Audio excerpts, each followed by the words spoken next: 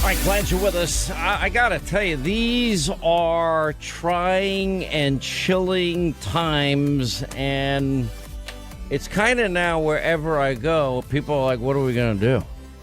You got to tell, what are we going to do? And I understand why people are feeling this way. Not only that, we've got an outline of what the agenda of Biden, Kamala Harris are going to be, and it's, I know I don't want to sit here. I told you so, but I said, live free or die, America and the world on the brink. It is as bad, as radical as ever been stated before an election, and it'll be worse when it's implemented. Much worse.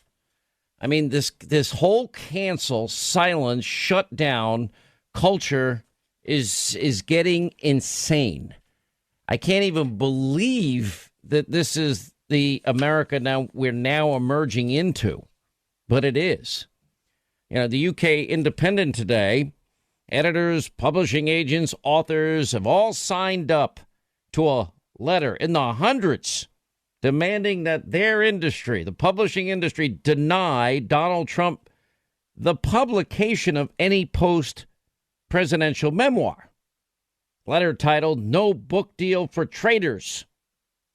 I guess, you know, there was an interesting piece by Miranda Devine, you know, comparing this to the, quote, adjective of McCarthyism, which is a separate issue in and of itself. But, you know, but she's right. She says a feverish mood is afoot, evoking the spirit of McCarthyism in the Salem witch trials, in which irrationality and hysteria points fingers at the innocent. I mean, it actually took Bill Maher this weekend on his show. I didn't watch, but I read about it, and then I heard the audio, you know, to say, yeah, excuse me, let me be the first to say 5,000 people that enter the Capitol don't represent 75 million Trump supporters. Well, there were hundreds and hundreds of thousands of people that showed up at their rally, and they did not invade the Capitol. And now we're also learning about those people, agitators, the warnings that were ignored, et cetera, that we've been going through in some detail. Nobody wants to hear about facts. Now it's everything that we in talk radio and a few of us on Fox have experienced for years. It's been decades for me that I've experienced this. Efforts to silence, shut down conservative viewpoints. Now it's just expanding out. I mean, you don't have to buy the book. You don't have to buy it. Just like, you know, I want everyone to listen 3 hours a day, every day. It's all I ask. Not a lot. 1 hour at night, TV. I'm an independent island here. We do a lot of truth telling that the mob, the media will never do. We're proud of the work we do every day. And we stand alone, independent as ever. Trust me. And it's never been easy to get attacked all the time. So we have a letter now from writers and editors. No book deals for traitors. What, you don't like what they say? Nobody's telling you to read it. Signed by more than 250 editors, authors, and publishing agents last week. You know how many times? I can't even name the amount of times things have been written on social media, things that have been written in books, things that have been said on television that has been absolutely libelous, full of slander, smear, besmirchment against me. And not one time I can say with all truth did I ever say they need to be shut down, they need to be silenced. You know, I always knew where this was eventually going to head. I've always known it. And all these efforts, well, I've never supported a boycott.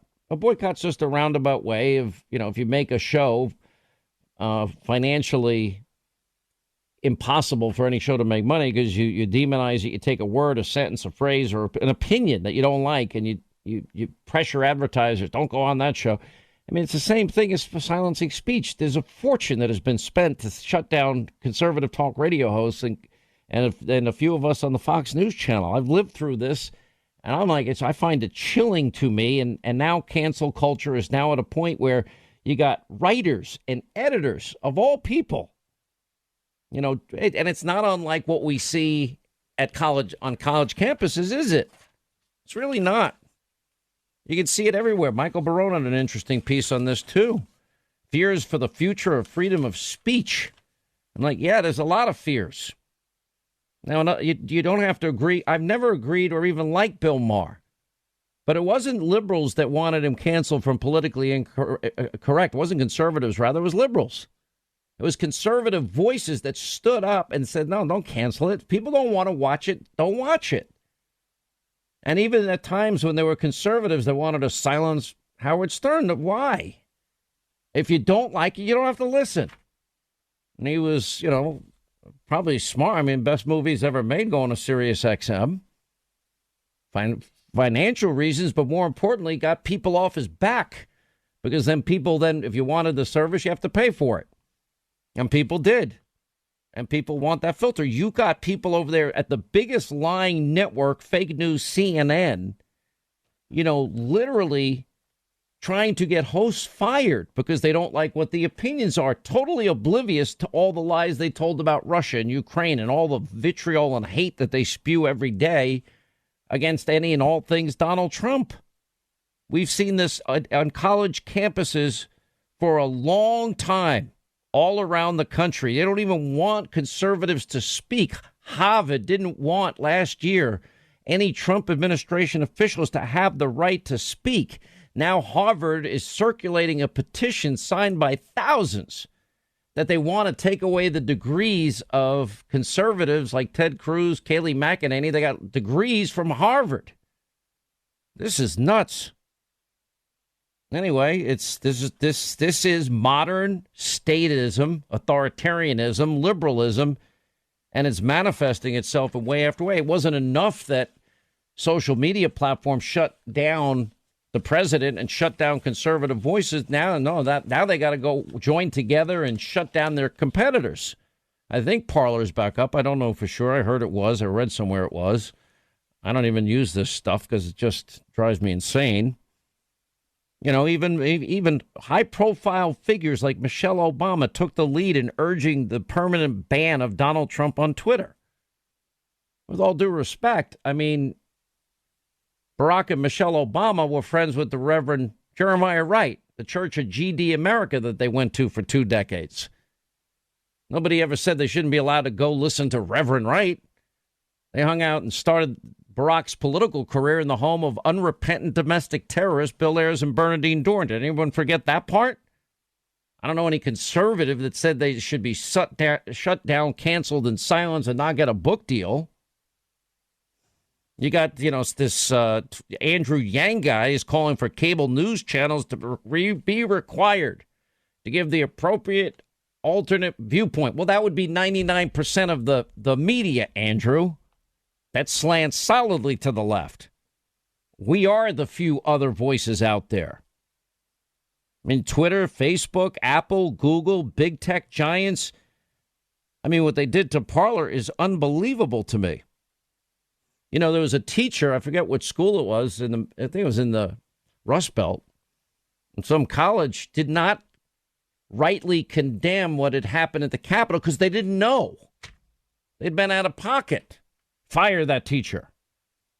He said, I didn't even know what was going on. I have no idea what you're talking about. But they just label it as hate speech and they just move on from there. It's long been protected, First Amendment, long-standing Supreme Court precedent. Wonder what's going to happen here. How far is far enough for the left? Michael Barone quoted Rod Dreher, who's a great writer. I predicted the left and liberal establishment would use the failed beer belly, as an opportunity, and that caricature as an opportunity to begin to implement the rudiments of social credit system to otherwise marginalize and suppress right-of-centered discourse and people. Well, here we go. And that's all true. You don't like what President Trump says? You can't say, you can only say certain things, certain ways. Now the president, no book deal. We want to totally silence him. That's why we're going to, and any Republican, let me be very clear about this, in the United States Senate, you ought not be part of a post-presidential impeachment circus shift show charade. And my advice is don't go. Work on the people's business. Let them put on their show. If I was the president, I wouldn't even bother to put on a defense. And then when they're going to have the final vote, every Republican should walk in the chamber, vote to acquit, and move on to important issues that matter to people. Now you just want to shut the president down forever so he can never run again. And the saddest thing is I don't even think, I can't say with certainty we'd even get a 5-4 decision that would shut down what is unconstitutional, according to Jonathan Turley, Alan Dershowitz, Mark Levin, and judges that sat for decades on the bench all saying the same thing. It's pretty unbelievable. And this is what they want to do. I never thought I'd read what I read today, the AP reporting that apparently deep state Democrats are so worried about the support that the president enjoys from the military, they're now vetting members of the National Guard assigned to Inauguration Day. They may stage an inside attack. Like, what? Didn't you vet people ahead of time?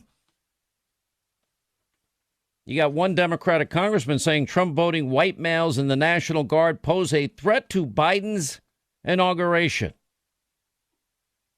Where were the people over the summer when we saw these radical left-wing groups burning down cities and hurling Molotov cocktails, bricks, frozen water bottles, bats, even guns and knives, injuring 2,000 police officers and killing a couple of dozen people? They weren't conservatives. They weren't MAGA people.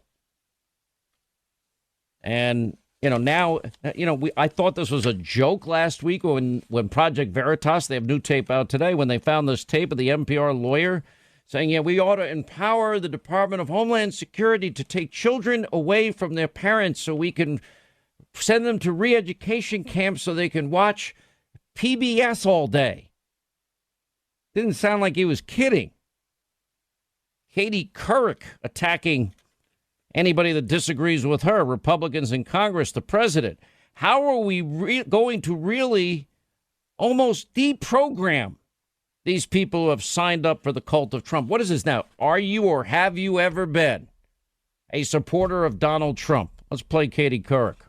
It is so shocking. Not only are they not conceding, Bill, but there's thoughts that there might have been some collusion among members of Congress. Some are refusing to go through magnometers or whatever you call them to check for weapons. They're not wearing masks during the siege. I mean, it's really bizarre, isn't it, when you think about how AWOL so many of these members of Congress have gotten. But I also think some of them are believing the garbage that they are being fed 24/7 on the internet by their constituents, and they bought into this big lie. And the question is, how are we going to really almost deprogram these people who have signed up for the cult of Trump? Deprogram, take children away, re-education camps. Wow. Now they're talking about the 14th Amendment to remove Josh Hawley and Ted Cruz. What did Josh Hawley and Ted Cruz want? A 10-day audit? You don't have to agree with it. It wasn't even going to pass, but they were fighting for what they believed in. Now you have to think a certain way, or they're going to throw you out, bypass the will of the people in their states. That would be their job. That would be their job. Unbelievable. Now you have one Marjorie Taylor Greene. Twitter suspended her account. Who wants to be on Twitter anymore?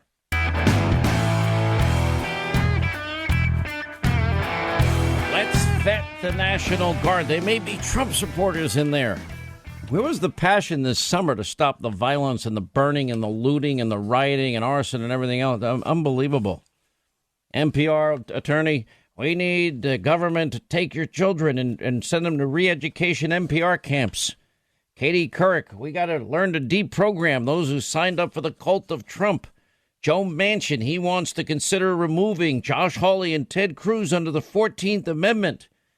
They wanted a 10-day audit. You may not like it, may not agree with it, but it's the free and clear.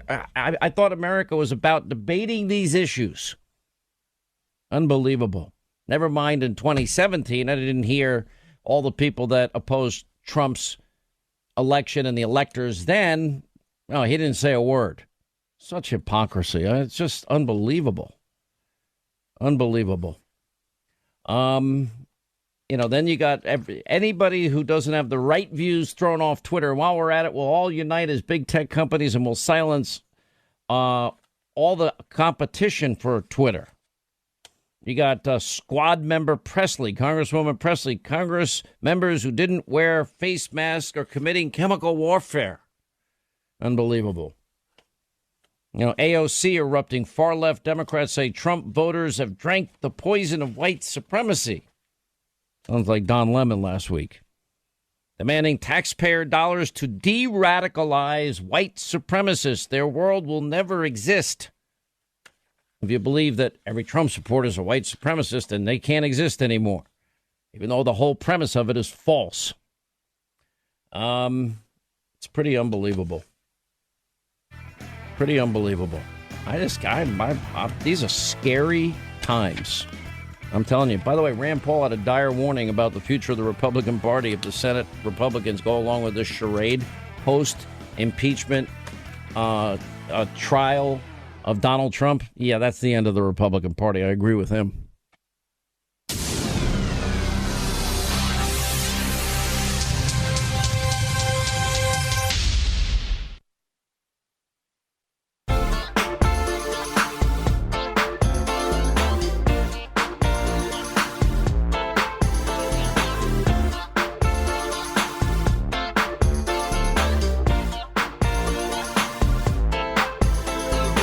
Ladies and gentlemen, we'd like to take a second to hear the immortal Bob Grant's thoughts about the world today. Hey, ladies and gentlemen, it's sick, and it's getting sicker. Now, back to the Sean Hannity Show. Man, that's never been more true. Sick and getting sicker. I was just reading Miranda Devine's piece in the New York Post today, which, by the way, you'd never get on Twitter, I guess, because they just decided, no, we're not going to run this true story before the election about zero experience Hunter and his laptop, even with a picture of Hunter falling asleep with a crack pipe in his mouth. Why would we ever want to talk about that? But it never happened. She writes, there's a reason why blameless Republicans, Trump voters, are being tarred with the same brush as the Capitol rioters. And I was kind of shocked. Bill Maher, 5,000 people don't represent 75 million. They just don't, but they would have you believe that. It's not enough just to arrest and prosecute the actual law breakers who smashed their way into the Capitol. Well, now we know, too, that they had warning signs. We need the equivalent of a 9/11 Commission report. Every one of our enemies around the globe saw this. A vulnerability I never thought would be possible. And I'm not blaming. We just can't allow it to ever be in place to happen. That can't happen. Unbelievable. So we better get to the bottom of it. Now, obviously, they are for the inauguration coming up. Talk to my friends. It's just crazy. No one who supported the president, voted for him, worked for his administration. Now they have to be hunted down and purged. Isn't there a movie, The Purge? Something like that? I think I watched it. They're losing their jobs, having their insurance canceled. Well, I think she wrote this before writers and editors joining a push to deny Trump getting a book deal post-presidency. Banned from being or flying or banking. Can you imagine no fly list for Ted Cruz and Josh Hawley? Josh Hawley's book canceled. Cancel culture. Now let's throw him out of Congress, throw him out of the Senate. Use the 14th Amendment. Joe Manchin's the one that said that. Petition at Harvard, even demanding Trump staffers have their degrees revoked. She writes, a feverish mood is afoot, evoking the spirit of McCarthyism and the Salem witch trials in which irrationality and hysteria point fingers at the innocent. This has been the world we've lived in talk radio and my years at Fox for some of us.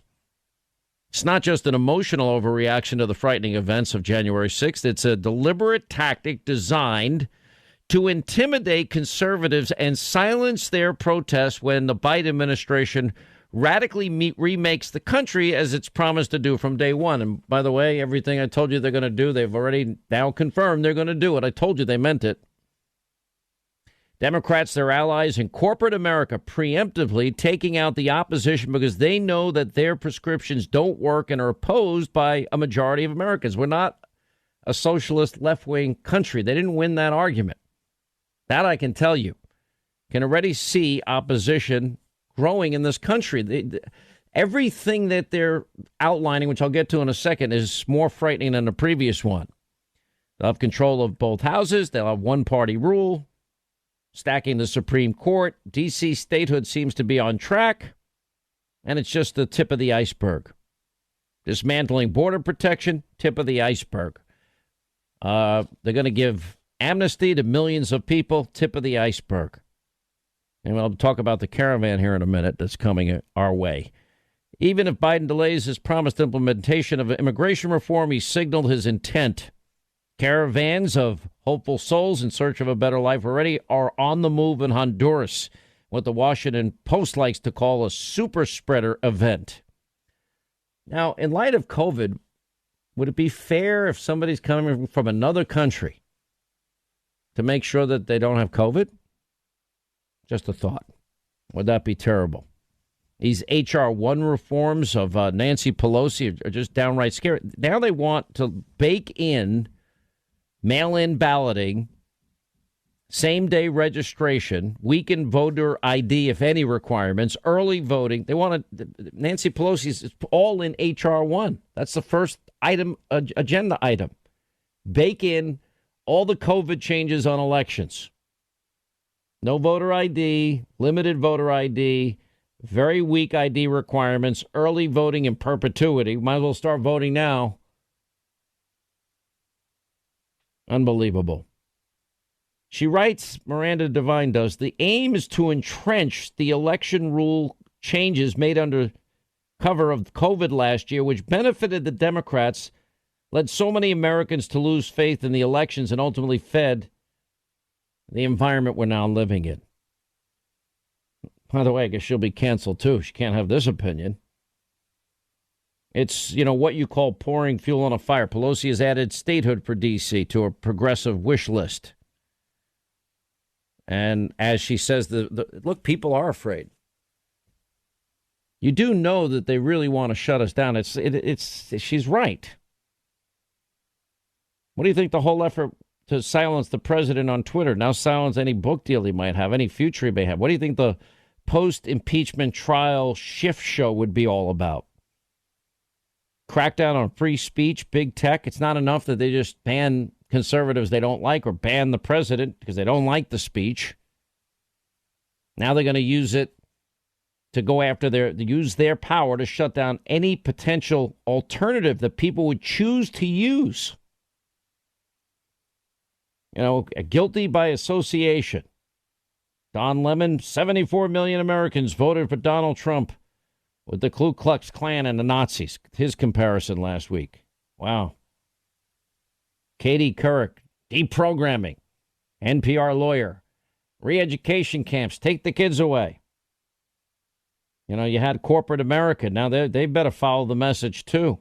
First, they canceled, apparently Lowe's over the weekend caved in. Some activists canceled Josh Hawley's fundraiser in one of their hotels after Simon & Schuster had already canceled his book contract. It's pretty unbelievable. Some musician, I don't even know who Ariel Pink is, had his recording contract canceled because he was at the Trump rally on January 6th. He didn't go to the Capitol. He was at the Trump rally. Forbes warning companies that if they hire,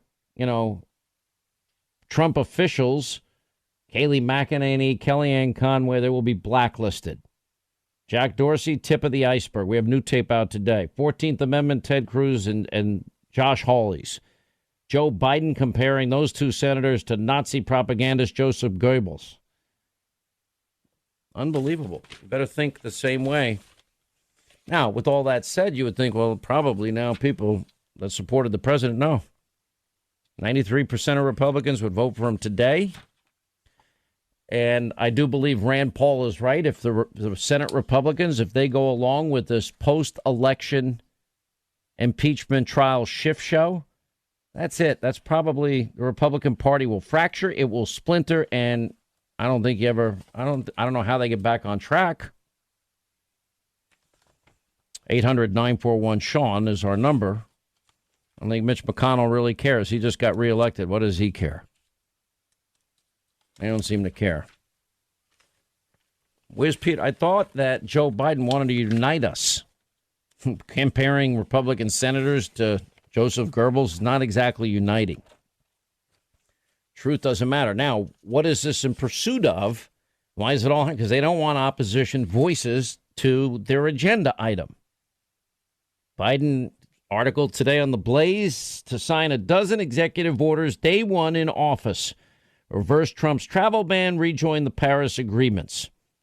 Their transition team saying over the weekend they'd sign executive orders regarding climate change, immigration, student loans, coronavirus, pandemic. I told you it was the most radical socialist agenda ever stated, and they meant it.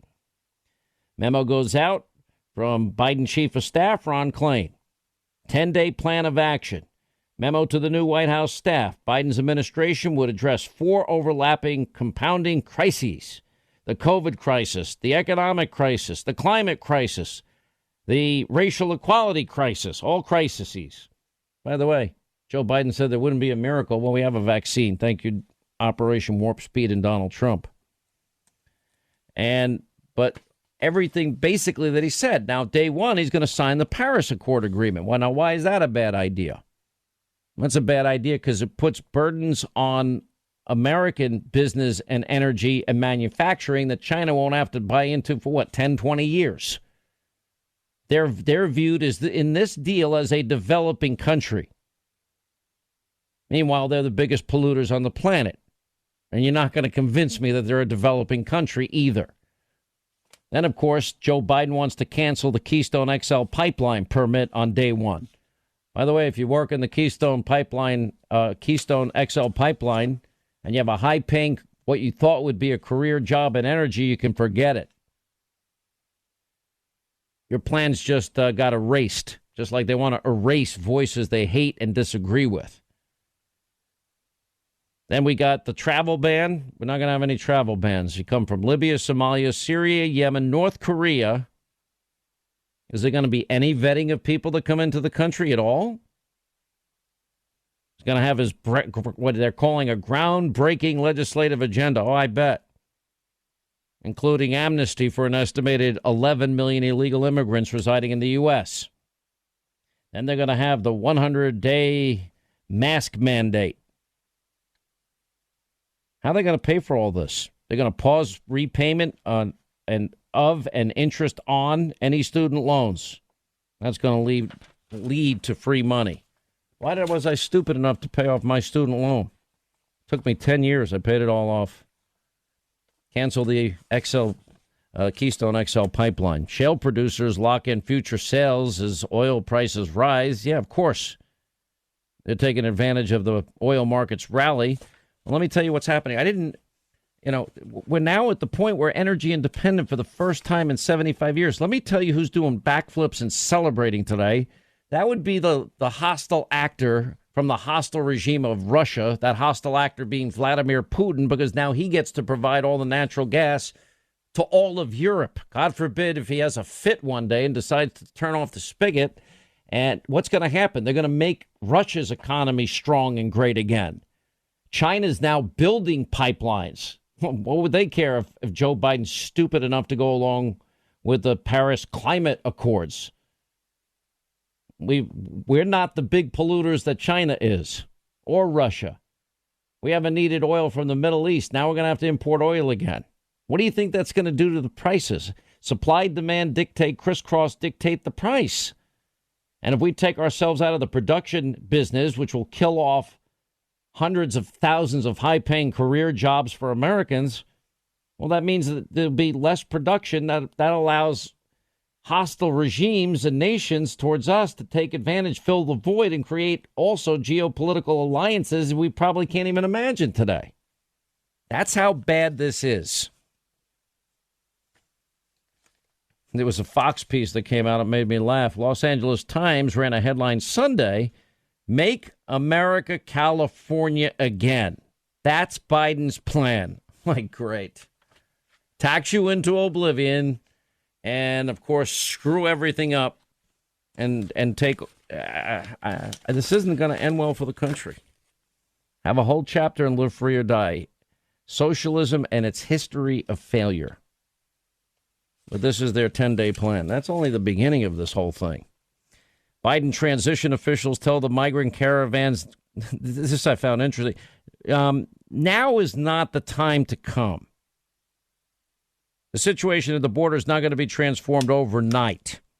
You can come later, but not now. Well, now we got 9,000 migrants. By the way, from what I read today from NBC News, apparently they're having a huge COVID outbreak there. He assured us during the presidential campaign that his absolute top priority would be to defeat COVID. I mean, is it wrong that, like, we'd check and see if anybody coming into the country, they have any radical backgrounds or associations? Would it be wrong to see if they're COVID positive? Or would that be viewed as unfair? I wonder if the caravan's going to have Joe Biden's mask mandate. 9,000 Hondurans marching towards our border. I would imagine a few of them, just a matter of simple math, probably are COVID positive, right? Infected, whatever you want to call it. Anyway, so now what are they going to do? Honor its commitments. They're actually, the migrants are saying to the Biden administration, honor your commitment to let us in. I didn't know they had a right to come. Thought you had to come in legally, but that's really how stupid of me. Stay right here for our final news roundup and information overload. All right, news roundup, information overload hour. Sean Hannity Show, 800-941. Sean, you want to be a part of this extravaganza? All right, we got Joe Kamala canceling the Keystone XL pipeline permit on day one, joining the Paris Accords on day one, raising taxes and pushing the rate. Day one, new Green Deal, day one. Open borders, pretty much day one. Mask mandates, shutdowns, day one. First 10 days of office, President-elect Biden will take decisive action to address these four crises. And goes on to say, the economic crisis, COVID-19, the climate crisis, the racial equality crisis. Anyway, here is Joe Biden transitioning away from oil. This will be, by the way, if you're working on the Keystone XL pipeline today, I bet you're not having a good day knowing what's coming if you haven't already gotten your pink slip. Would he close down the oil industry? It's false. Would you close down the oil industry? By the way, I would transition from the oil industry, yes. Oh, I will that's transition. a big statement. It is a big statement. That's a big because statement. I would stop. Why would you do that? Because the oil industry pollutes significantly. I see. And here's the deal. But That's you a can't big do that. statement. Well, if you let me finish the statement, because it has to be replaced by renewable energy over time.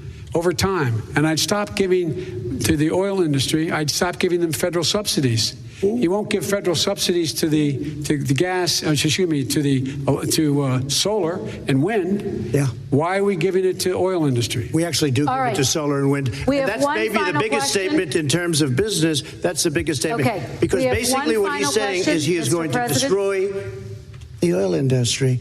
Okay. Will you remember that, Texas? Will you remember that, Pennsylvania, Oklahoma? U.S. shale producers, they've locked in future sales as oil prices rise to a one-year high. We're beginning to see the impact. It's just the beginning. Anyway, Steve Moore's with us. He was on the president's economic recovery task force and author of Trumponomics, inside the America First plan to revive our economy. David Bahnsen is with us, founding and managing partner of the Bahnsen Group. Both here to discuss what's coming. So between the trillions they're going to have in stimulus, the trillions on the new Green Deal, shutting down oil, energy, gas, the lifeblood of the world's economy, creating more dependence, and by the way, a foreign policy vulnerability that we don't need to have.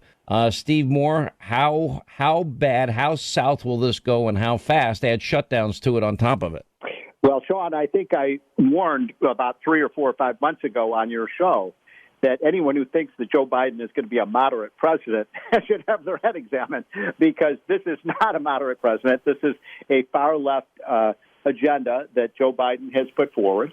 And I got to tell you, when it comes to this Keystone pipeline, Joe Biden says we should have a $15 an hour minimum wage. Wait a minute, Sean. You know how much people get paid on these pipelines? They're not $15 an hour. These are $50, $60, $70 an hour jobs. The unions are all for it. In fact, the unions want the pipeline. They don't want to cancel the pipeline. But, of course, Biden put his radical green agenda ahead of ahead of the workers of America. These are unionized workers who are going to lose their jobs.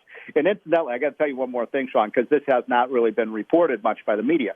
We're shutting down our pipelines here in the United States. And yet, as we're doing that now with Biden, China and Russia have a $10 billion project to pipeline that oil and gas from Siberia to China. So wait a minute, what's wrong with this picture? We can't build pipelines here in the United States. We have more energy than any other country, but China and Russia have a deal. Do you think that they're going to stop using fossil fuels, Joe Biden? If you do, you're a fool. This plays right into the hands of our enemies. If you want to make China and Russia great again, this is probably the single best gift they could ever have, David Bonson. And I'm looking at this and I'm thinking, wow, Vladimir Putin is just doing backflips because this means this will revive his failing economy. The communist Chinese that have already been showing more hostility towards us and geopolitical ambitions at a scale that ought to put a chill up the spine of every country. Now they're now getting in the game, too, knowing that there's going to be a void in the marketplace because of Joe Biden's insane policies. Well, what I think you have to hope for is a kind of hypocrisy from Biden. And it's not often I'll ask for hypocrisy from a politician, but and I think Steve would agree with me on this. Barack Obama did a pretty good job of saying one thing and doing another on energy. I don't like the fact that they limited drilling and fracking on federal lands, but they really did allow fracking to expand. And thank God, because if they hadn't, there would have been even worse economic results throughout the administration. But the fact of the matter is, we talk about Putin and some of the global landscape for energy and this Keystone pipeline. The big question is Joe Biden really crazy enough to hurt the progress we've made towards exporting natural gas? The prices right now in Asia and Europe that they're paying for the liquefied natural gas that only we can make, that only we can export. And for us to, as American industry, to capture that margin, I think it's entirely possible that Biden cancels things like Keystone, which is really actually kind of an older story in the grand scheme of things. But if he actually hypocritically allows the terminals and the ports and this other LNG development to go, it could end up helping the economy, but it's totally hypocritical to what he's saying his energy agenda is. Well, it's simple supply and demand crisscrossing, dictating price. Now that the U.S. is going to reduce its energy production, Steve Moore, I can only imagine the net result is everybody pays higher prices, and I'd be negligent if I didn't mention the next beneficiary besides Russia and China with the Biden policies on energy, and of course the return to the climate accords in Paris, which is really dumb because the same standards. How does China get off as a third world country? We pay all the money and put all the restrictions on us when we were reducing more carbon emissions than any of these countries in recent years. Now that's going to be in a place. Now he'll revive the Middle Eastern economy as well as, again, the limited supply because we're taking ourselves out of the competition and we're all going to pay more, a lot more. And Americans will lose millions of high paying career jobs. Well, we've replaced, Put America First with Put America Last. You're right. Who are the beneficiaries of the Biden administration's coming war on American energy? You mentioned it. It's the oil sheiks in the Middle East. It's Russia. It's China. And they cannot believe their good luck that we're doing. I've always said, Sean, the only way that China can replace us as the world economic superpower is if we impose negative policies on ourselves. And that's what's happening here. One of the things that I think if Trump could run that election again, I wish he had emphasized more, that we have the lowest gasoline prices we've had, in a long, long, long time in this country. And I do believe, David, that I think that these gas prices are going to go up. I think the left, just in the 10 years since Obama was president, I think they have turned so far to the left on climate change that they are willing, I do think they are willing to decapitate our oil and gas and coal industries. And by the way, the United States has more oil and gas and coal than any other country in the world, Sean. I know you know that. I know. So I am very worried about it. I think you are going to see prices rise, and I think that anyone who believes that somehow this is going to reduce global warming, if the Chinese and the Russians wanted to reduce oil and gas development, why are they building these pipelines? because they're going to use way more of it. China doesn't even have to comply. You've said this many times on your show, but it's worth repeating. China doesn't even have to comply with the Paris Climate Accord for another 10 years. And they're the biggest polluters. By far. And it just is unfathomable to me. But all right, quick break. More with Steve Moore, David Bonson on the other side. The economic, apocalypse coming our way. All right, as we continue, Steve Moore, David Bonson, 800-941-SEAN. We'll get to calls here in a minute as well. This whole Green New Deal movement, David, has taken hold, and they have been able to successfully indoctrinate even young kids in school, so many into believing, no, this is necessary to save the planet or we're going to die. We're all going to die. You know, go back to Ocasio-Cortez. Her prediction, I think, was 12 years. And I'm like, well, might as well live it up then. If we only got 12 years left, we're going to go anyway. None of it is true. You know, the apocalypse is not coming. They speak in apocalyptic terms. And yet Americans have been scared into thinking that we're the greatest polluters in the world. It's not true. And that somehow oil, gas, and coal are bad for us when we can't compete in a world marketplace on any level if we're that dependent on foreign energy. Well, Sean, you know the reason I use natural gas when I talk about this conversation? It is not that I disagree with you or Steve on crude oil and coal, because I completely agree. However, with natural gas, even the left acknowledges it's the cleaner fuel. And the reality is that apart from, the environmental movement has moved so much, as you point out, that I think we can win on their terms when we talk about natural gas. And that's the issue, is you cannot get natural gas in the volume we need apart from fracking. And so one of the stats, when you're talking about the lower prices, Steve was talking about lower gas prices at the pump, nobody has talked about this. And I think it's perhaps the biggest statistic we could say about energy of all of them. The United States did not import any oil from Saudi Arabia in the month of November 2020 for the first time in 35 years. We had no imports of oil from a Middle Eastern superpower like Saudi Arabia. The ability. By the way, I did not know that, and Linda isn't like she looks like she's in a state of shock. I don't think anybody knew that. Well, people who read my investment commentary do it. Oh, geez, here we go. We got to get a plug-in now on top of. No, I don't mind at all.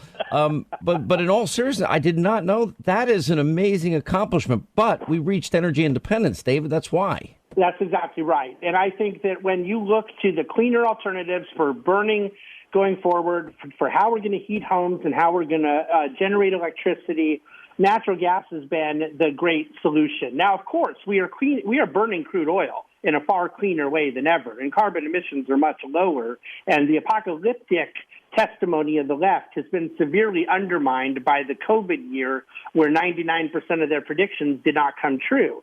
So I tend to lean more optimistic that there's a sort of fatigue in the society across the doom and gloom political agenda of the AOCs. I don't know. Sean, can I just add something to that, Sean? Yeah. Which is that, look, David, I agree with your analysis, except I think that the left is more sinister than you do. I think they are against capitalism. They are against economic progress. Many of the more radical, clean, green energy people. Look, if you really wanted to replace fossil fuels, which I think is a crazy idea, would you build hundreds of thousands of windmills and solar panels? No. The solution obviously would be to move to nuclear power. But of course, Sean, the left is against nuclear power too, which emits no pollution whatsoever, because they want to use the form of energy that is the least productive. I mean, my goodness, windmills? Does anybody really think we're going to be able to power a $22 trillion industrial economy with windmills? I mean, it's insanity, Sean. The only way you can do that is by slowing economic growth, which increases poverty. And incidentally, Joe Biden lied, and I'm going to use that word. He lied in that clip you said. He said we don't subsidize solar and wind power. That's all we've been doing for the last 25 years. He wants to provide $1 trillion of subsidies for wind and solar because the only way it can be competitive is to throw government money at it, just like Obama did with Solyndra and all these other failed projects. But Steve, this is a really important point because you're 100% right. It's just that when we talk about how it's going to benefit Russia and benefit Saudi Arabia, the reality is Joe Biden has to be called out for how his policies are going to also benefit Exxon and Chevron, because the subsidies, the deregulation and so forth that Trump did helped smaller energy players. It democratized the energy industry in Texas and Oklahoma. There's a reason why Exxon supports the carbon tax. It's going to take away their competitors. And I think that Biden has to be called out for the crony capitalism that he says he's against, that clearly his policies would bring about. Well, obviously he's for it. All you need to do is talk to the First Lady of Moscow, the Russian oligarch, wire transferring $3.5 million to Hunter's company, and the Kazakh oligarch transferring money, and Burisma in Ukraine, and, of course, the $100,000 shopping spree, Steve, and of course, I'm sure you've checked out his credentials. I'm sure he probably has more economic credentials, private equity than you do, right? Hunter Biden, that is. Well, what really troubles me, we've been talking about the economics of this, which are crazy, because, look, David is absolutely right. One of the cleanest forms of energy is natural gas. It's a wonder fuel.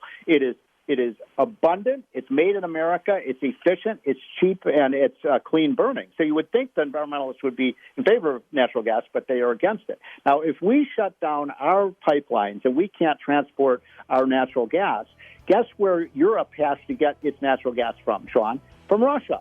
Now, why would we want to do that? Why would we want to make our European allies dependent on Russia when we have cheaper natural gas than they do? Thank you, David Bonson and Steve Moore. 800-941-SEAN, our number. Wide open phones when we come back. Much more. Quick break, right back. All right, 25 till the top of the hour. 800-941-SEAN if you want to be a part of this extravaganza. Now we got the mob, the media. They all want to make sure that Donald J. Trump supporters are reprogrammed and that they stay silent. When you accept the radicalism that's about to bestow this country on so many fronts. And, it's going to get worse. And I have a list in front of me of everything that Biden wants to do. It's everything we told you he would do: climate change, immigration, student loans, mask mandates, shutdown orders, all of it. And then some. Paris Accords, day one. Now, what's fascinating is the media can't seem to understand that poll after poll after poll, 93% of Republicans would vote again for Donald J. Trump. But they can't even keep their own messages straight. Here's Biden and Kamala Harris on the issue of fracking. They can't get it straight. I am not banning fracking, period. But, kiddo, I want you to just take a look, okay? You don't have to agree. But I want you to look in my eyes. I guarantee you, we're going to end fossil fuel, and I am not going to cooperate with it, okay? No new fracking. Would there be any place for fossil fuels, including coal and fracking, in a Biden administration? No, we would work it out. We would make sure it's eliminated and no more subsidies for either one of those. Will you commit to implementing a federal ban on fracking your first day in office, adding the United States to the list of countries who have banned this devastating practice? There's no question I'm in favor of banning fracking. All right, there you have the mixed messages. Anyway, Trump retains overwhelming support among Republicans as we now head into the ever weak, frail, cognitively struggling Grandpa Joe in the White House with the most radical agenda ever put forward by any major political party in history. We welcome back to the program our official pollsters, John McLaughlin, Matt Towery with us. Oh, and by the way, Joe wants to eliminate, on top of the Paris Accords, the XL pipeline, Keystone XL pipeline. Not good either. Anyway, guys, great to have you back. Matt, I look at these polls and I say, wow, Donald Trump's popular. Now, the question is if Joe Biden obviously is not going to go against his left-wing radical base, and that means that Joe Biden is going to implement this radical agenda, nor is he going to stop the Democrats from their impeachment madness. What about Republicans that go along with this insanity? Well, for every action, there's a reaction. I think right now, as I look at the polls, probably no one poll is going to give us an exact view of where Republicans are on Trump. It's been a traumatizing last 2 weeks because of a lot of the interpretation of what took place on Capitol Hill. And goodness knows it's dreadful to see, and we all are saddened to see the loss of life and the like that took place. But the president's been through a lot, and I think what he's done that has been very helpful is that he stayed quiet. And many people say, the president can't possibly stay quiet. Well, he's been quiet for the last week and a half, partially because he's been silenced by the technology companies. But that having been said, his numbers are stabilizing, and we're beginning to see that the overplay of impeachment, the overplay by the tech companies of banning him, are having an effect, and they're actually helping President Trump consolidate and get back to his numbers that he had pre-election. So I think in the end, your question was, what will happen with these Republicans who end up going against them? They're going to find out very quickly that they're going to be just as unpopular with their base, and they're going to have just as many problems going against him in the coming weeks and going into a month if we do have an impeachment trial, as they had going into the election when they miscalculated and thought he wasn't popular and then realized all of a sudden, our polls are right, the others weren't right, and Trump was on the verge of winning or did win, depending on who's interpreting it. John, my argument to Republicans is I would not touch this unconstitutional post-presidential impeachment trial madness. I don't think one Republican should even show up to this circus of Schumer and Pelosi and the squad. And I don't even think the president should send one defense attorney either. And I think when they're done, then they can have a vote. And then I think the Republicans can vote to acquit. Your advice is right on. They should be paying you to be the consultant, because the media right now and their biased polls, the same ones that told us it was going to be a blue wave and a Biden landslide, that were wrong because it was a very close race again. They're trying to sucker GOP senators into voting for a trial and conviction of the president before it even started. And as you point out, it's unconstitutional.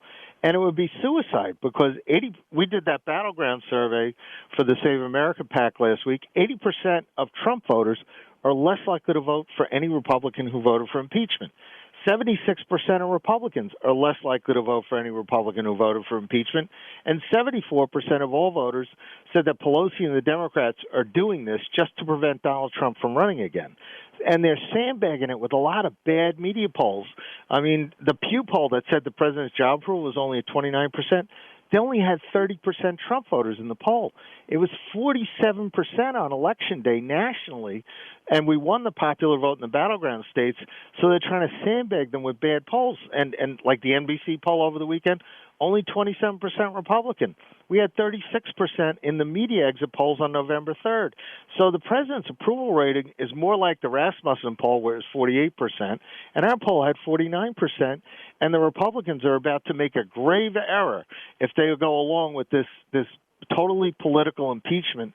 And they, like you said, they should take your advice, throw it out, and let Joe Biden, tell us about how he's going to wreck the country with bad policies. And the other thing is the left is already overreaching. I mean, I think people are now going to see just how radical the left is. And if they go in and they want their, they want to keep this still about Donald Trump to gin up their base some more and distract away from their radical policies, man, I don't know how this ends well for them, because I don't think anybody's really thought through how much trouble Hunter Biden is with his laptop problems. I've been briefed by numerous people that actually have seen it. They've got real issues about to hit them. Well, there's always a honeymoon with any presidency, including there will be one certainly with Biden, because he has the press very much in his corner. So from a polling standpoint, I don't know what effect that's going to have. And I think these Republicans who are leaning going against the president are making a huge mistake, because they're not calculating the fact that, as I said at the start, for every action, there is a reaction. So to the extent that the Biden administration, when it begins, goes extreme to the left with either executive orders or whatever they try to do in Congress very quickly, that's going to have a stinging effect for Republicans, because the Republicans who right now think the president is in trouble will come to realize very quickly that But this is the easiest out in the world. Mitch McConnell, though, I hear, he was willing to make a deal with Schumer, put this thing on trial, and play right into the circus act of the Democrats. But don't we think there's other politics at play there? I mean, McConnell, there's something else up with McConnell being willing to have that trial, and I think in the end, we all think possibly it's that they want to bar Trump from running for office again. which, again, I think would be a huge mistake. So, in other words, the most Republican popular voters guy in the very party upset. that has not, after everything that's happened with all the post-election, whatever, and all of this happens, and he's as popular as he's always been, especially with his core base, 75 million Americans. I mean, it's kind of sad that it took Bill Maher to say, don't make 5,000 people that joined in with whoever the people were that were learning about might have organized a lot of the stuff at the Capitol in with 75 million people. And that's what the Democrats always do. Yeah, and it also tells you that McConnell probably isn't planning on running for re-election again in Kentucky. Because he just got his 6 years. What does he care? Yeah, exactly. Well, I tell you what he's going to care about is they want to take back the Senate majority either next time there's a special election or 2 years from now, and this will turn off the donor base in the party. This will turn off the rank and file base in the party. And I can tell you, last week, Sean, besides being your pollster on these regular radio appearances with Matt, we most of what we do is campaign polling. Last week was a very busy week for us fielding calls from Republicans out of the woodwork who want to either primary establishment Republicans who are against the president or want to take out Democrats who voted for this impeachment. So outside the Beltway, the president is popular, his base is rock solid, and now they're white-hot energized. Well, I mean, what happens? I mean, you see the backlash, against Liz Cheney and some other people in their home states, home districts, and people are livid and furious about it. Right, and I'll tell you what, go ahead, Matt, but I was going to say it's the backfire against social media and big tech. It's unbelievable. Yeah, and then Rand Paul says, guess what? That blows up the whole Republican Party. I don't disagree with him, Matt Towery, if the president decides not to run one day, is there anybody, either one of you, Matt Towery, sees that is going to step up and be able to fill that void? I'm not sure I see anybody. Oh, we'll see, people. I think first we'll have to have a decision of whether the president decides he's going to run again or not, because he's going to be a huge issue until such time as he decides to run. And if he doesn't decide to run, you'll see people emerge. I think you've seen some people who have been defending logic and reason on television, members of the Senate, members of Congress. I think they have a chance to pick up the mantle of what Trump has done and try to expand on it. So I think there is a future. I want to say one thing about the Liz Cheney types, though. That's the bubble that they live in, the D.C. media bubble. And they're hearing nothing but negative, and they just assume that the voters who vote them in feel the same way, and they don't, to John's very point about these polls. But it's all going to be crystal clear in the next few months because, as I said, every action is a reaction, and the reaction will come very quickly when people start to realize what they're missing now when they have a new administration and when President Trump has, in essence, been silenced. I don't think people fully understand how radical Joe's going to be, how many ethical issues Joe is going to end up having. And I don't think they, understand the Hunter Biden, Joe Biden foreign syndicate, financial syndicate that they've had and how much money we're talking about here. Well, I tell you what, outside the Beltway, if you're paying for gasoline, it's gone up 25 or 30 cents a gallon last week. And if you are on the Keystone Pipeline job, you probably just got a layoff notice from Joe Biden. So Americans are about to see maybe gasoline go $3 or $4 because he's ending the Keystone Pipeline deal. They're re-entering the Paris Accord, which is a bad deal for the U.S. They're talking to Iran again.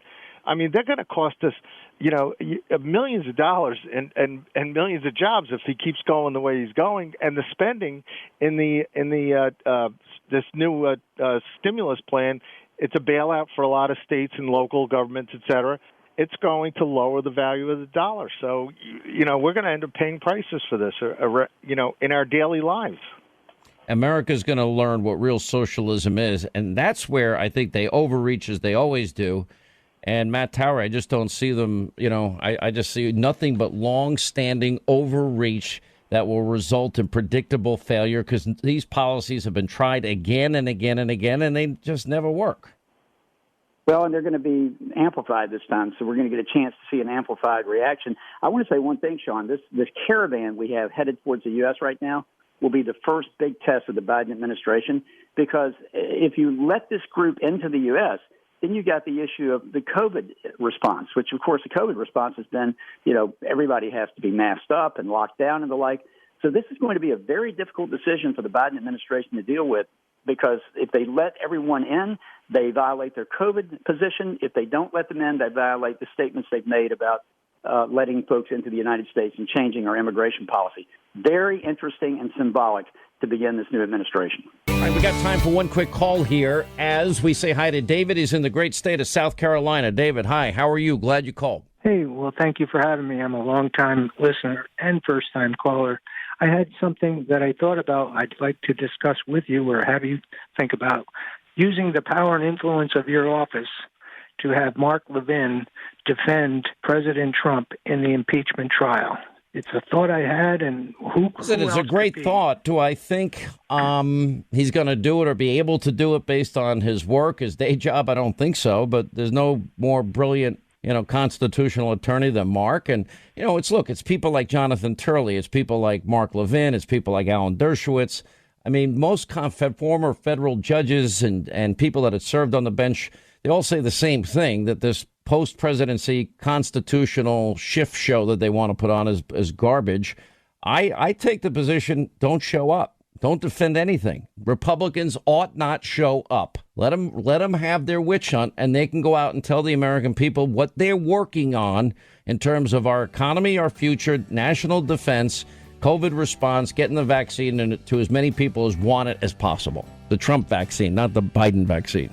Anyway, I hope that answers your question. Quick break, news roundup, information overload. When we come back, James O'Keefe with the very latest on his undercover operation against Twitter, tape you'd never heard before. Coming up next, exclusively on The Sean Hannity Show. All right, news roundup, information overload hour, Sean Hannity Show. Last week, Project Veritas had their undercover video at Jack Dorsey, CEO of Twitter. And, this is just the beginning. We're focused on one account now, but we're going to be focused on everybody's account in the year to come. Well, as he usually does and as he promised, now they have more information about big tech, Twitter, Jack Dorsey. A lot of the work that we've been doing over the last week is work we've built on in other places. What does that mean? Especially since other big tech, came to the rescue to silence their competitor. Their competitor like Parler. Anyway, and it goes on. They have a Twitter legal policy trust safety lead. One of the interesting things is that a lot of the work that we've been doing over the last week, and they go on from there, is work we've built on in other places around the world. And we've seen the violence unfold as a result of either misleading information or coded rhetoric. And then a lot of the leanings here in the U.S. have come from other markets. So in that sense, we do feel like it's our global approach. Let's play it. We do intend to do a full retro, as I said in my note. It is going to take some time. And then the other thing, just to close out a little bit, we are focused on one account right now, but this is going to be much bigger than just one account, and it's going to go on for much longer than just this day, this week, the next few weeks. It's going to go on beyond the inauguration. We have to expect that. We have to be ready for that. So the focus is certainly on this account and how it ties to real world violence, but also we need to think much longer term around how these dynamics play out over time. I don't believe this is going away anytime soon. And the moves that we're making today around QAnon, for instance, is one such example of a much broader approach. Beyond the amplification, we are going to, conspiracy theories, we are going to be permanently suspending those accounts. Whether we believe Trump's tweets are inciting violence and having real world harm, I think we've seen that, in fact, they are, since coming back from the timeout to de-escalate the situation in other places around the world where we've seen violence unfold as a result of either misleading information or coded rhetoric. So a lot of our learnings here have come from other markets. So in that sense, we do feel like this is our global approach. We need to be very focused on being able to enforce any of these policies or enforcement decisions we make at scale. I think long term we want to be in terms of building trust and enforcing policies consistently and providing adequate notice before we take a very aggressive step like a permanent suspension. There's also been a lot of questions about retros, of course we're going to do a retro. I mean, we're in the midst of a retro around the election generally. This will be most definitely folded into it. What we saw Wednesday morning was really concerning to us, obviously. So a small team gathered from Trust and Safety. We were discussing the potential for violence to happen, and we decided to escalate our enforcement of the civic integrity policy and use a label that disabled engagements to stop the spread of potentially inflammatory content, which is the content around election interference, election fraud, stealing the election, that type of thing. We are going to, conspiracy theories, we are going to be permanently suspending those accounts. We are doing everything that we can to ensure that Twitter is being used in a positive way that positively affects society. All right, James O'Keefe, founder, CEO, Project Veritas. This in his latest installment as it relates to big tech and social media, more specifically Twitter. On the surface, people may not understand what they're actually saying here. The fact that they're admitting that they've taken on these policies of silencing opposition voices around the world and it's part of an effort that they have made elsewhere, that kind of scares me a little bit. And I want you to, from your perspective, as you're hearing this, in the context of what you released last week from at Jack, how do you see it? Thanks, Sean. This is the second installment of the whistleblower recordings inside Twitter, and I think the most shocking thing from this new tape is Vijaya Gadde. She is the head of the Twitter's Orwellian-sounding Trust and Safety Council, and she says, quote, "We decided to escalate our enforcement of potentially inflammatory content." Not just inflammatory content, Sean, but potentially inflammatory content, including content around exposing election fraud, that type of thing. So I find that to just be shocking, that it's not just about what is inflammatory, but even indirectly and I want to know how they define this potentially inflammatory content. They talk about taking it on the global scale around the world. It's more of what we've suspected, Sean, but now we have it out of their own mouths, what they won't say publicly, but they'll say in their staff meetings. So what do you think that they've done, and what have they learned that they're going to be implementing everywhere? Well, one of the things that she explicitly mentions in the video is, this QAnon content that they've retroactively or they're starting to ban on Twitter. But in the first tape, by the way, I know the whole QAnon. They got this big conspiracy theory. I get it. I understand it. I don't understand what the theory is. Every time somebody's tried to explain it to me, it makes no sense to me. Is there anything that you see, that you hear, that you read that is dangerous or threatening to anybody with it? Well, I don't. I'm not that I'm aware of, Sean. But the Vijaya Gadde, the Twitter legal policy, trust and safety lead, it says that they're going to go beyond the QAnon. They're going to enforce things beyond anything that's conspiracy theory in nature. But as we're well aware, that how do you define that? What is a conspiracy theory? I mean, we had people in Texas and Minnesota who were on tape, paying for votes. They were even arrested in Texas recently. And this Twitter official is saying that anyone who exposes voter election fraud, it could be potentially inflammatory. So the implementation of this is very concerning, and and as in the first tape, the CEO of Twitter says they're going to take it well beyond the president, well beyond Inauguration Day. It's going to be every day, every week moving forward to eliminate this quote-unquote misleading information. I mean, that's what's disturbing to me. I mean, at what point? I mean, you got to. It's a very fine line when you're dealing with freedom of speech. It just is. And I will tell you this. And think of it this way. If we're going to talk about racist, virulent anti-Semitic rhetoric, of course nobody wants any part of that. Or I don't know or understand completely, what is acceptable and what's not. Now, I don't know if you've ever scoured Twitter or social media or Facebook or any of these other companies looking at comments about you, but I would assume that it's similar to the comments I get about me. And a lot of it is vile, hateful, full of slander, lies, smears.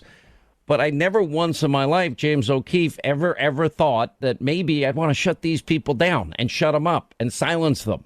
Well, and this is the quote from Vijagade, quote, we're going to actually be more aggressive in our enforcement beyond de-amplification, that word de-amplification. And now, Sean, they've said that they don't shadow ban, but we've caught them on tape in previous exposés admitting to shadow banning people they don't like. So we know that they're a private company.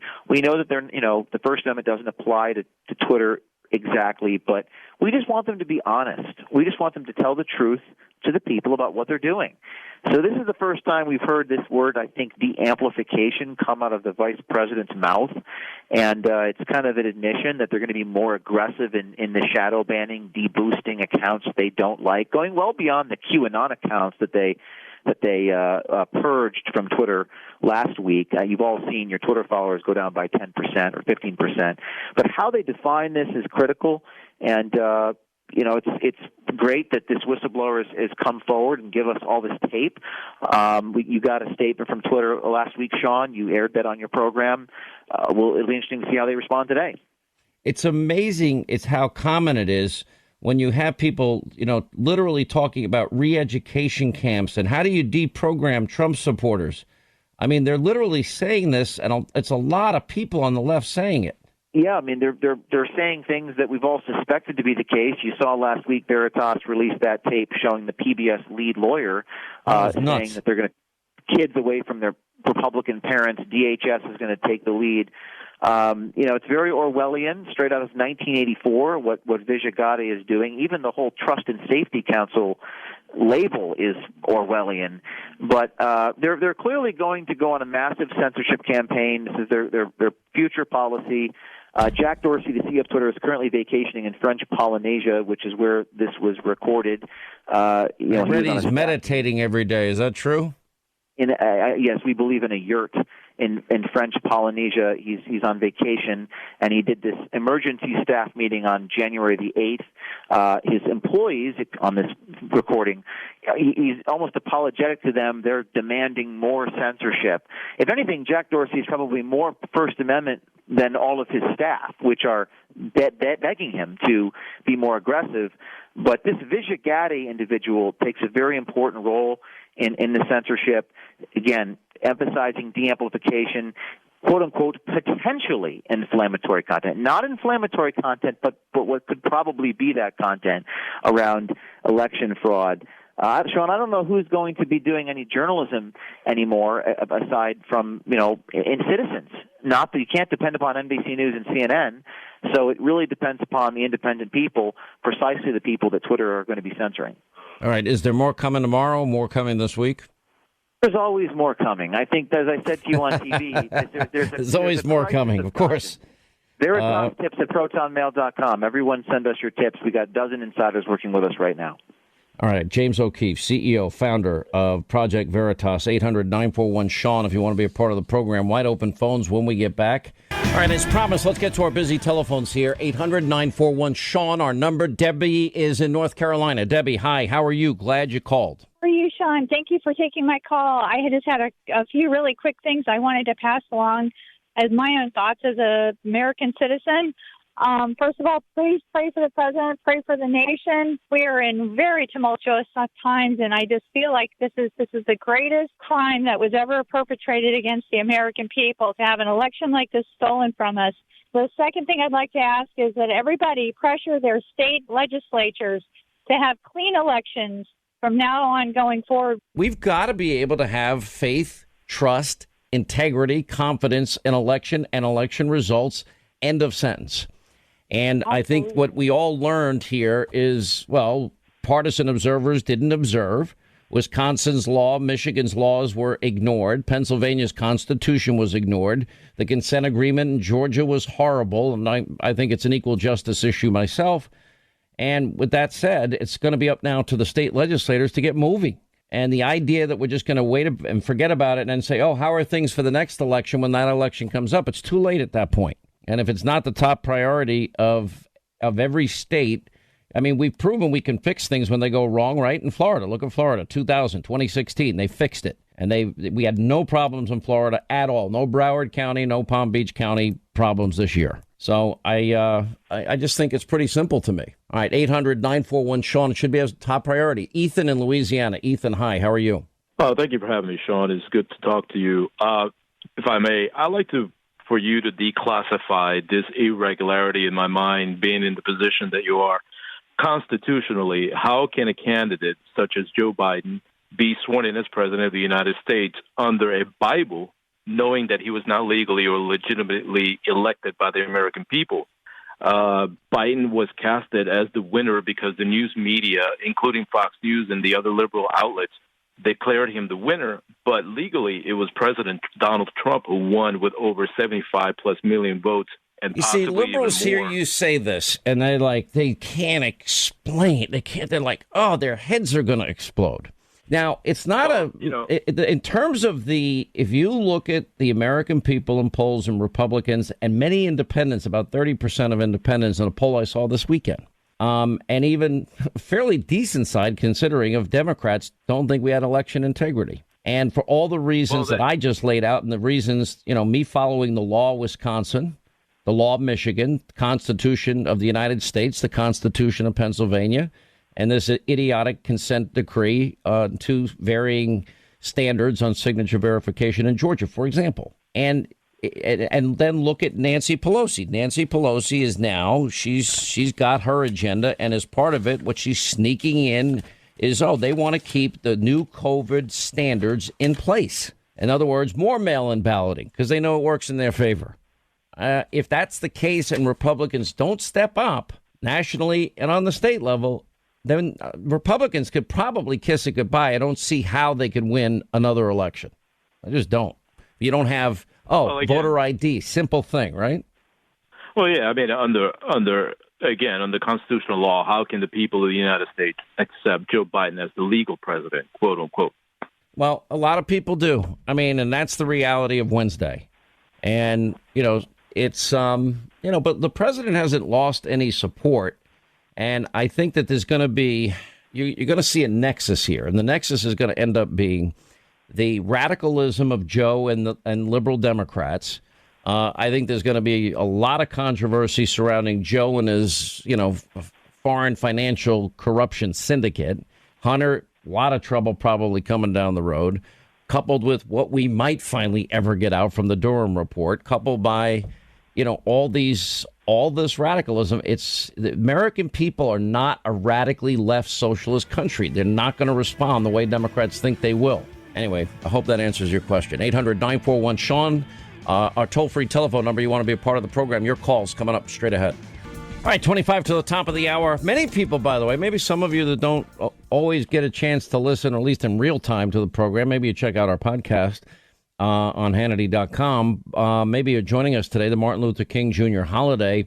The amazing thing about, there's so many things amazing about Martin Luther King. Do you know he gave this speech, at the age of 35, he was young. He was the youngest man to have received the Nobel Peace Prize. He got the selection. It was over $54,000, a lot of money back at the time. And he immediately donated it to the continuance furthering the civil rights movement agenda. And anyway, and then, of course, he was assassinated in the balcony of a motel room in Memphis, Tennessee. And he was there to lead a protest march in sympathy of striking garbage workers of the city. And it was a horrific day. I'll never forget the tape. You can watch it, pull it up. Maybe there'll be some commemorative pieces on TV. Robert Kennedy announcing what had happened. And this was after the assassination of his brother. It was just tumultuous times. But I've nobody could ever match a speech like this. Just amazing. Let's play a little bit of it. So even though we face the difficulties of today and tomorrow, I still have a dream. It is a dream deeply rooted in the American dream. I have a dream that one day this nation will rise up and live out the true meaning of its creed. We hold these truths to be self-evident, that all men are created equal. I have a dream that one day on the red hills of Georgia, sons of former slaves and the sons of former slave owners will be able to sit down together at the table of brotherhood. I have a dream that one day, even the state of Mississippi, a state sweltering with the heat of injustice, sweltering with the heat of oppression, will be transformed into an oasis of freedom and justice. I have a dream that my 4 little children will one day live in a nation where they will not be judged by the color of their skin, but by the content of their character. I have a dream today. And this will be the day when all of God's children will be able to sing with new meaning, my country, tears of thee. Sweet land of liberty, of thee I sing. Land where my fathers died, land of the pilgrim's pride. From every mountainside, let freedom ring. And if America is to be a great nation, this must become true. And so let freedom ring. From the prodigious hilltops of New Hampshire, let freedom ring. From the mighty mountains of New York, let freedom ring. From the heightening Alleghanies of Pennsylvania, let freedom ring. From the snow-capped Rockies of Colorado, let freedom ring. From the curvaceous slopes of California. But not only that, let freedom ring from Stone Mountain of Georgia. Let freedom ring from Lookout Mountain of Tennessee. Let freedom ring from every hill and molehill of Mississippi, from every mountainside. Let freedom ring. And when this happens, and when we allow freedom ring, when we let it ring from every village and every hamlet, from every state and every city, we will be able to speed up that day when all of God's children, black men and white men, Jews and Gentiles, Protestants and Catholics, will be able to join hands and sing in the words of the old Negro spiritual, free at last, free at last. Thank God Almighty, we are free at last.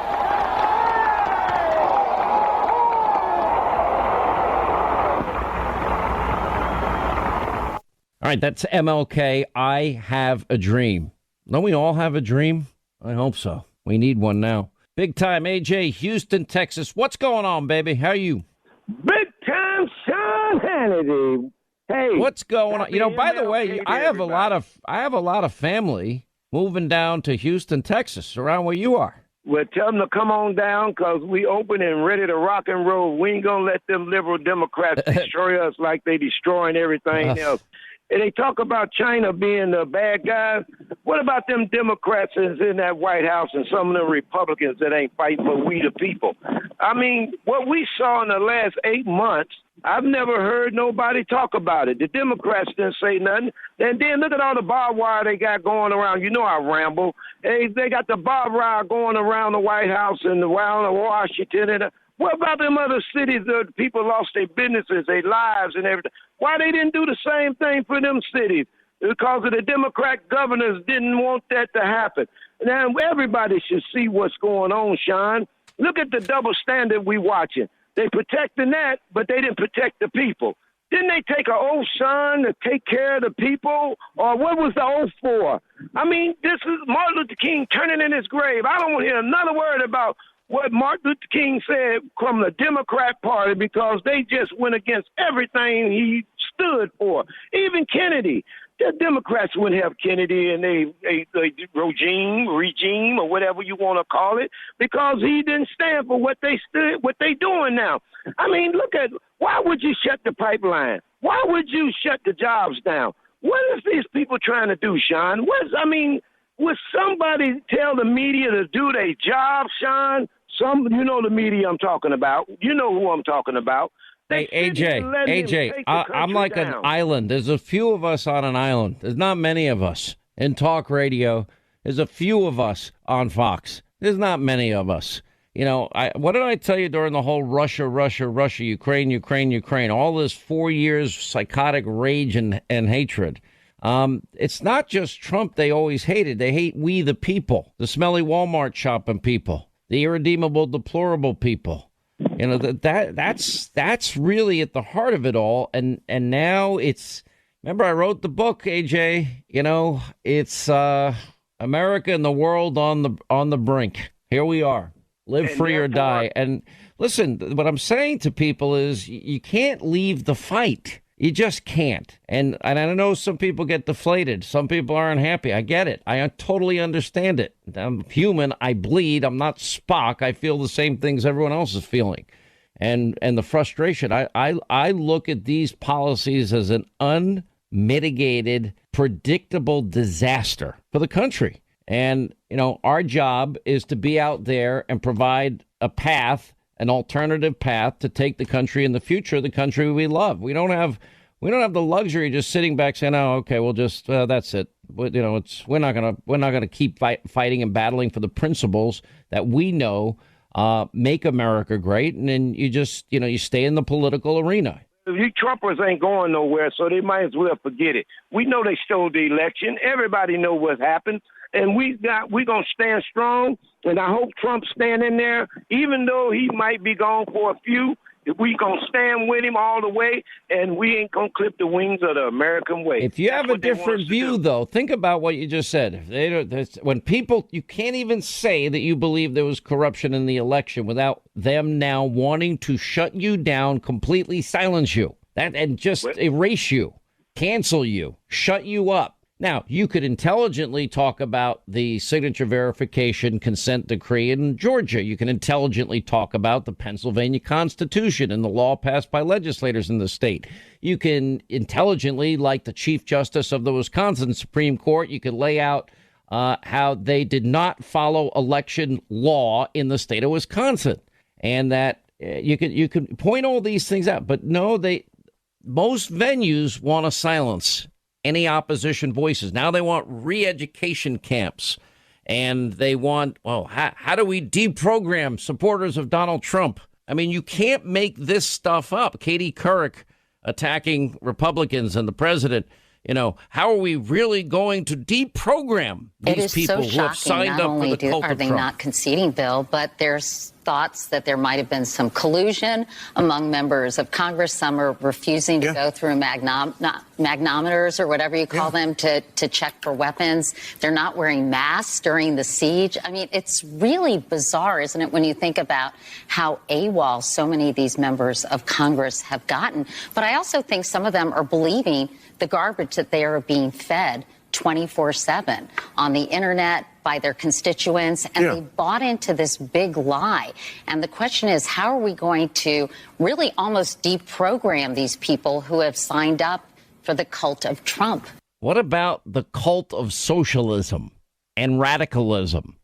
See, there's a level of arrogance and breathtaking elitism among, I don't care if it's the New York, D.C., L.A., San Francisco elites, and we the people. And they don't even want to understand. I mean, it took Bill Maher to actually say, well, you can't blame 5,000 people that participated in what happened at the Capitol and associate it with 75 million Trump supporters, but most would want to. It's actually a little shocking and surprising. But look, he himself has been an effort over many years of people to silence him.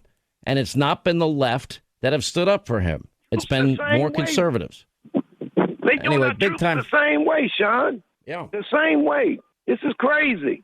We ain't going to stop fighting, though. We still going to fight. Well, there's an ebb and flow to these things. I wish it weren't so, but it is. And but if we don't get certain things right, if we don't, I don't know if there becomes a point of no return, because they're pushing this radical agenda as hard as anyone I've ever seen in this country ever stated or even stating it. Thank you, big time. John is in Tennessee. What's up, John? How are you? Hey, Sean. Good afternoon. Thanks for taking the call.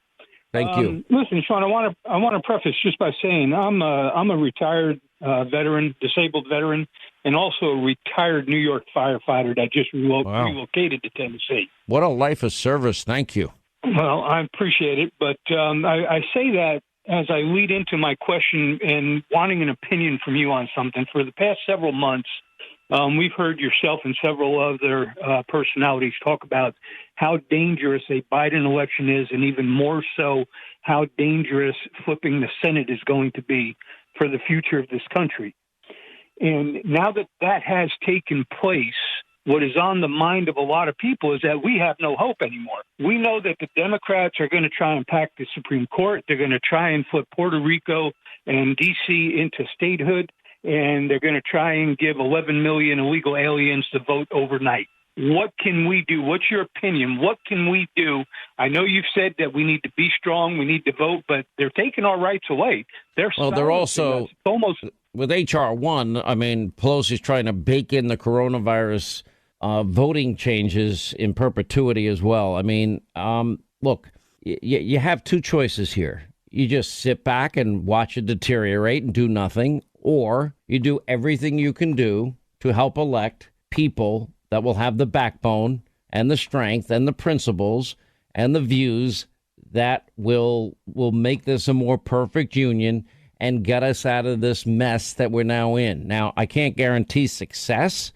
I could just guarantee you that it's a critical moment, because if this cements itself in, these changes cement in, be it on the economy or energy or foreign policy, I mean, pretty much everything, and the speech police and the cancel culture, and it just gets worse and worse and worse. We don't do anything, then that will be the country we're left with. You know, too many people have sacrificed for us just to lay down and not continue in this ongoing pursuit of liberty, freedom, capitalism, free markets, risk, reward, ingenuity, innovation. We just can't. We just got to keep up the battle. Now, they're overreaching already. They're going to continue the overreach, and the consequences will become apparent. Socialism always fails, and all these promises are never going to be fulfilled. And at the end of that process, we'll be there to implement the changes, clean up the mess, fix things, and adhere to principles of liberty and freedom. But I just don't know how much damage is done in the interim. These are bad policies. This is a bad agenda. This is not going to work. And why people put their faith, hope, trust in government, I don't know. I really don't. But you stay steady. It's day by day. It's not, let's do everything we can do every day we can. And there's more of us than I think people realize that understand the dangers of radical socialism, extremism. All right, that's going to wrap things up for today. A busy Hannity tonight, 9 Eastern, Fox News. It is getting chilling, an Orwellian nightmare that is now hovering over the United States. Never thought it would happen. Representative Madison Cawthorn, who got kicked off Twitter, joins us. The CEO of Parler, John Matz, joins us. Miranda Devine, Pete Hegseth, Matt Gaetz, Larry and Leo, and Ken Cuccinelli. 9 Eastern, set your DVR. Hannity, Fox News. See you tonight. Thanks for being with us. Back here tomorrow.